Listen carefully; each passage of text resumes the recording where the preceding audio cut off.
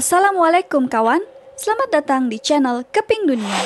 Channel yang akan merangkai keping-keping sejarah di dunia. Bantu subscribe dan like ya, supaya channel ini semakin berkembang dan memberikan manfaat.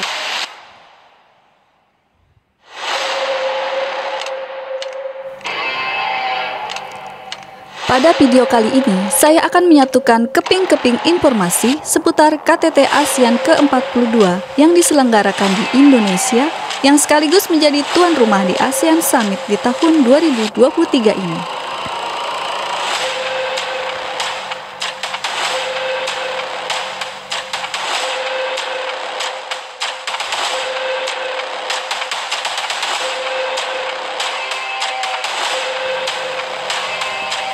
Perjanjian trilateral antara Indonesia dengan Cina dan Rusia.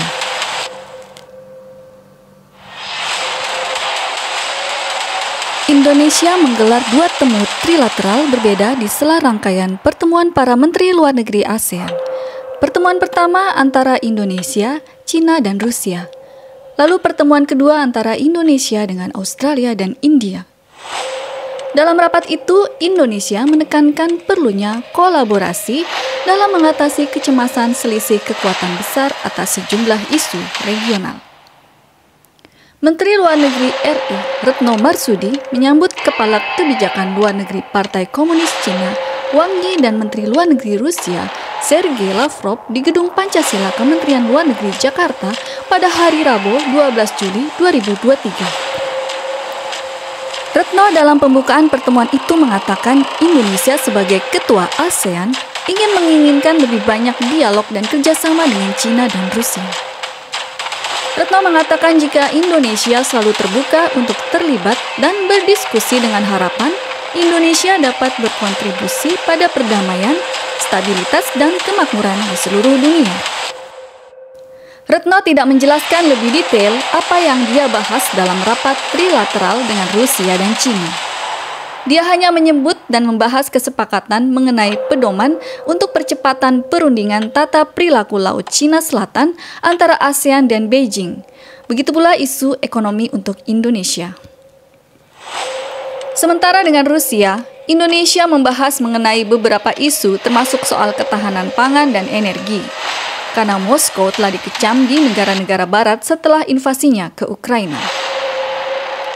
Menteri Luar Negeri Amerika Serikat Antony Blinken akan berada di satu ruangan lagi dengan Menteri Luar Negeri Rusia yaitu Sergei Lavrov di pertemuan Menteri Asia Timur dan Forum Regional setelah pertemuan singkat mereka pada bulan Maret di tengah invasi Moskow ke Ukraina yang masih berlanjut. Retno juga akan menggelar pertemuan bilateral dengan Menlu AS tersebut di sela pertemuannya di Jakarta. Sebelumnya, staf Kementerian Luar Negeri Amerika Serikat untuk Asia Timur, yaitu Daniel Kritenbrink pada Jumat 7 Juli 2023 mengatakan jika Blinken akan berusaha menekan kembali tindakan Beijing di Laut Cina Selatan yang penuh sengketa, karena Cina telah membuat klaim besar-besaran di jalur air strategis itu. Sementara anggota ASEAN lain seperti Filipina menuntut kebebasan navigasi tanpa hambatan dan bahwa klaim teritorial mereka sendiri harus dihormati. Di satu sisi, Cina menegaskan kembali dukungannya untuk persatuan ASEAN dan menekankan komitmennya untuk menangani masalah sensitif dengan negara-negara kawasan dengan baik. Pernyataan ini dikeluarkan oleh Kementerian Luar Negeri Cina saat mengumumkan perjalanan Wang Yi menggantikan Menteri Qin Gang. Sementara Lavrov saat rapat trilateral mengatakan bahwa dia mencatat bahwa ASEAN adalah dasar terbaik untuk membahas masalah-masalah regional. Tak lupa menlu Rusia itu berterima kasih kepada Jakarta karena telah memberikan kesempatan untuk kontak dalam format Rusia, Indonesia, dan Cina. Dalam pertemuan trilateralnya dengan Indonesia, Menteri Luar Negeri Australia Penny Wong dan Menteri Luar Negeri India Subrahmanyam Jaishankar, Retno mengaku menyampaikan hal yang sama soal situasi kawasan dan keinginan membuka ruang dialog. Indonesia, Australia, dan India pernah menggelar juga pertemuan trilateral pada tahun lalu di sela pertemuan Majelis Umum PBB. Selain membahas soal Myanmar, pertemuan ASEAN pada Selasa dan Rabu itu mencakup soal diskusi penguatan kelembagaan HAM regional hingga komitmen Southeast Asia Nuclear Weapon Free Zone atau kawasan zona bebas nuklir. Namun soal AUKUS atau Fakta Keamanan Australia, Inggris, dan Amerika Serikat tidak dibahas secara khusus. Meski Indonesia sebelumnya telah menyatakan keprihatinan tentang konsekuensi dari Fakta Keamanan Trilateral AUKUS, yaitu fakta antara Australia, Inggris, dan Amerika Serikat, karena khawatir jika salah satu kerjasama itu memungkinkan Australia membuat kapal selam nuklir untuk memperkuat angkatan lautnya. Saat memimpin ASEAN, Indonesia juga ingin menjadikan organisasi ini sebagai organisasi yang penting dalam menjawab tantangan baik di kawasan maupun global. Sebagaimana tema yang ditetapkan, yakni ASEAN Matters Epicentrum of Growth. Indonesia juga berkomitmen untuk menjadikan ASEAN tetap memainkan peran sentral, sehingga menjadi motor yang dapat berkontribusi bagi stabilitas dan perdamaian kawasan, serta lebih jauh lagi bagi perdamaian dunia. Indonesia menjadi pusat perhatian dunia karena perannya yang aktif dan tidak memihak.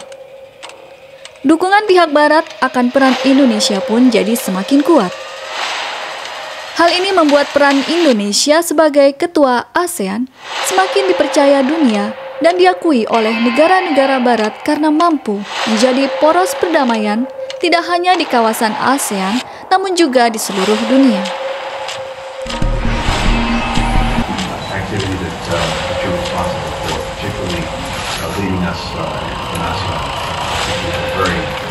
Good session this morning at the EAS. Looking forward for this afternoon, but I'm especially grateful. We're all especially grateful for Indonesia's leadership. Leaders meetings but our own partnership, our own relationship with the next year. I think that's an opportunity for us to continue to deepen and to strengthen that partnership. We are working together, the United States and Indonesia, in so many different areas that go directly to the well-being, the lives and the livelihoods of our people, and we very much value that.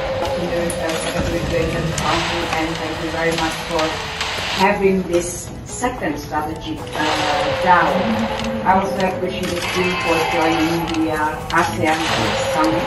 It's under the NPC Championship, and of course, thank you very much for all your support for the championship of Indonesia and ASEAN. For us, ASEAN-US partnership is very useful for both regional as well as global studies, especially in the world full of complex challenges and uncertainties. Satu institut atau think tank yang cukup ternama, sangat ternama di Australia mengatakan bahwa Indonesia is a middle power in Asia. Indonesia is Asia's third most active diplomatic players after China and Japan. Berarti bahwa Indonesia dinilai sebagai negara yang paling aktif melakukan diplomasi setelah China dan kawasan. Kemudian masih salah satu institut think tank yang sangat ternama di Singapura mengatakan Indonesia provides transformational leadership in the region.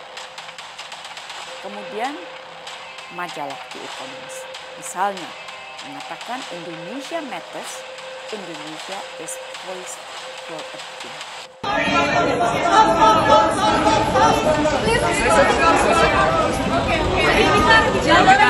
Let's make a picture. You stand up. Picture from there. From there.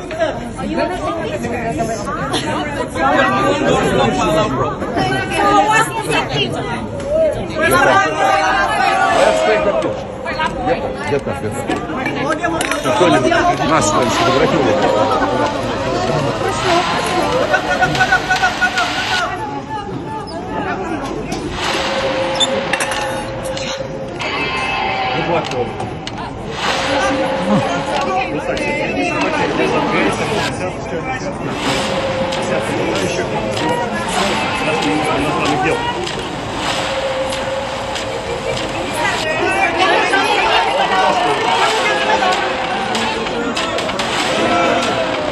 Terima kasih sudah menonton video ini sampai akhir.